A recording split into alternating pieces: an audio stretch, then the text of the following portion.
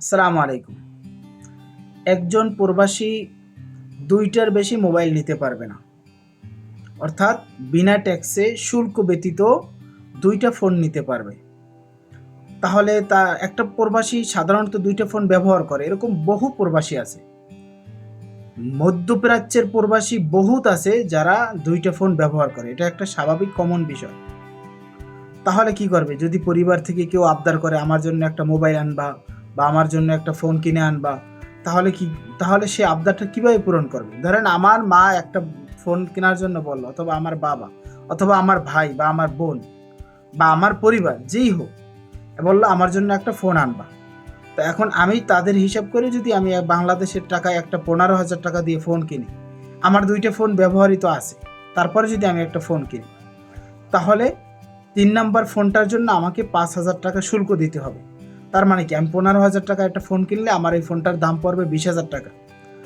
একটা মানুষ, আমি সৌদি আরবে আছি, আমি যতদিন টাকা পাঠাইতেছি, বিশেষ করে শেখ হাসিনা সরকারের পতনের পরে আমি একবারও টাকা, আমি কখনো বিকাশ বা হুন্ডি কখনো টাকা পাঠাই নাই। বরং প্রত্যেকটা মাসে আমি রেমিটেন্স হিসেবে টাকা পাঠাইছি, ব্যাংকে টাকা পাঠাইছি, বৈধ চ্যানেলে টাকা পাঠাইছি। তাহলে আমি যে দেশের জন্য করতেছি, আমি কি পাইতেছি?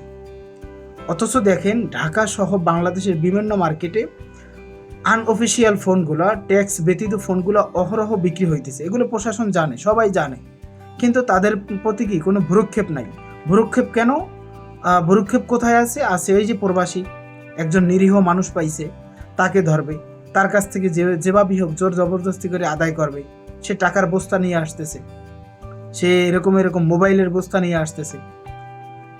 এই কাজগুলা প্রবাসীদের সাথে অন্যায় করতেছে। আমি এটা বলবো না যে প্রবাসীরা কেউ প্রতারণা করে না, কিছু কিছু প্রবাসী প্রতারণা করে। আমি মনে করি তাদেরকে আইনের আওতায় আনা হোক, সুষ্ঠু তদন্তের মাধ্যমে আইনের আওতায় আনা হোক।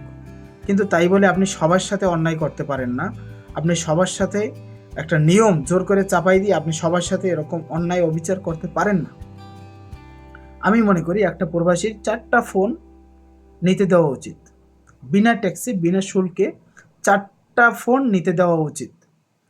তার পরিবার থাকে, আত্মীয় স্বজন থাকে, সে যদি নিজে 2টা ফোন ব্যবহার করে, পরিবারের জন্য 2টা ফোন নেওয়াটা এটা একটা স্বাভাবিক বিষয়। হ্যাঁ, এরপরে যদি বেশি নিতে চায়, তখন আপনি শুল্ক আরোপ করতে পারেন, ট্যাক্স নিতে পারেন।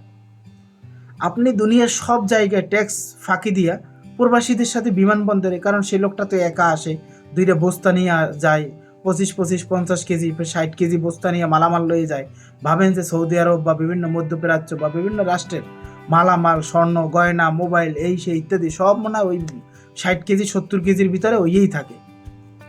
কি একটা বদনসিব প্রবাসীদের, যেটা বলার বাহিরে, যে এমন একটা নিকৃষ্ট আইন প্রবাসীদের জন্য করা হয়েছে।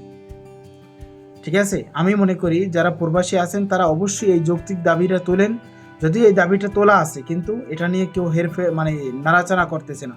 আমি মনে করি যে আপনারা এটা নিয়ে যথেষ্ট কার্যকরী ভূমিকা পালন করেন। ওই প্রবাসীদের জন্য বিমানবন্দরের লাউঞ্জ, ওইগুলো আপনাকে বাড়ির ঘরের কোনায় কোনায় ভরে রাখেন যারা করছেন। ওগুলো আমাদের দরকার নাই। আমাদের ওখানে বিশ্রামের দরকার নাই, আমাদের ওখানে এসে খাওয়ারও দরকার নাই, আমাদের কোনো কিচ্ছু দরকার নাই। তো আমাদেরকে ঠিকভাবে আসা যাওয়ার সুযোগ দেন, আমাদেরকে ঠিকভাবে বিমান ভাড়া কমান, আমাদেরকে ঠিকভাবে লাশ নেওয়ার ব্যবস্থা করেন। যে সৌদি আরবে একটা লোক মারা গেলে তার লাশ সরকার বহন করবে, এরকম একটা ব্যবস্থা করেন।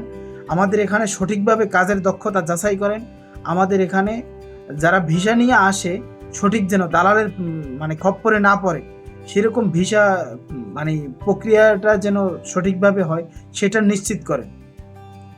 এইগুলো করেন প্রবাসীদের জন্য। একটা প্রবাসী যেন বৈধ চ্যানেলে টাকা পাঠাইতে পারে, সেই জন্য উৎসাহিত করতে আপনি এমন কোনো আইন করেন না যেটা প্রবাসীদের সাথে সাংঘর্ষিক, বা একটা প্রবাসী বৈধ টাকা পাঠানোর জন্য, রেমিটেন্স পাঠানোর জন্য নিরুৎসাহিত হয়, এমন কোনো আইন আপনারা করেন না।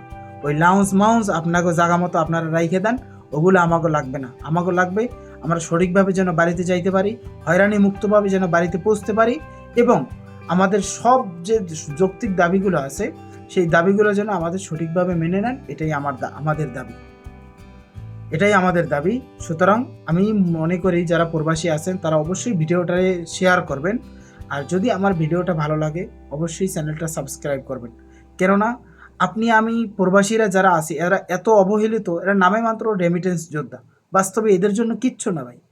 আপনি কিচ্ছু না, দেশেও আপনার জন্য কোনো কিছু সুযোগ সুবিধা নাই, নাই প্রবাসে, নাই বিমানবন্দরে, আপনি ৩টা সেক্টরে আপনি কিচ্ছু পাইতেছেন না। আপনি যান এখানে দূতাবাসে যান, আপনি প্রবাসী দূতাবাসগুলোয় যান, দেখবেন আপনার সাথে তারা ঠিকভাবে কথা বলবে না, তারা এমন ভাব নেবে যে বাংলাদেশের প্রেসিডেন্ট ওখানে এসে বসে রয়েছে, সুতরাং আপনার সাথে কথা বলা যাবে না। অথচ তারা কিন্তু আপনার আমার টাকায় চলতেছে, আপনার আমার বেতন খাইতেছে। সুতরাং আপনার আমার এই বিষয়টায় সচেতন হওয়া উচিত। আমি মনে করব ভাই, আপনি মনে করবেন যে আপনার সাথে এটা হইতেছে না, আপনার সাথে হইতে কতক্ষণ লাগবে? আজকে হইতেছে না, কালকে কি হবে না? অবশ্যই হবে। তার মানে চুপ থাকার সময় নেই। আপনি জাগ্রত হন, আপনার যারা পার্শ্ববর্তী আত্মীয়-স্বজন যারা আছে তাদেরকেও জাগ্রত করুন। আপনারা প্রবাসীরা জাগ্রত হলেই সমাজ জাগ্রত হবে। আপনাদের টাকায় দেশ চলে, আপনাদের টাকার উপরে নির্ভর। গার্মেন্টস সেক্টর এবং প্রবাসীর রেমিটেন্স সেক্টর থেকেই বাংলাদেশ এখন উন্নত। ১৬ বিলিয়ন থেকে আজকে ২৬ বিলিয়ন ডলারের মালিক বাংলাদেশ। সুতরাং আপনার ন্যায্য অধিকার আপনি আদায় করে নিন। আপনি পাবেন না আপনার অধিকার, আপনি চাইয়ে থেকে আপনি দাবি জানাইছেন, এই জানাইছেন, এগুলো আপনাকে মৌখিকভাবে একটা সান্ত্বনা দিবে, কিন্তু আপনি কখনোই আপনার দাবি পাবেন না। সুতরাং আপনার দাবি আদায় করতে হলে আপনি এখনই সোচ্চার হন, আপনি এখনই জাগ্রত হন। সবাই ভালো থাকবেন। আল্লাহ হাফেজ।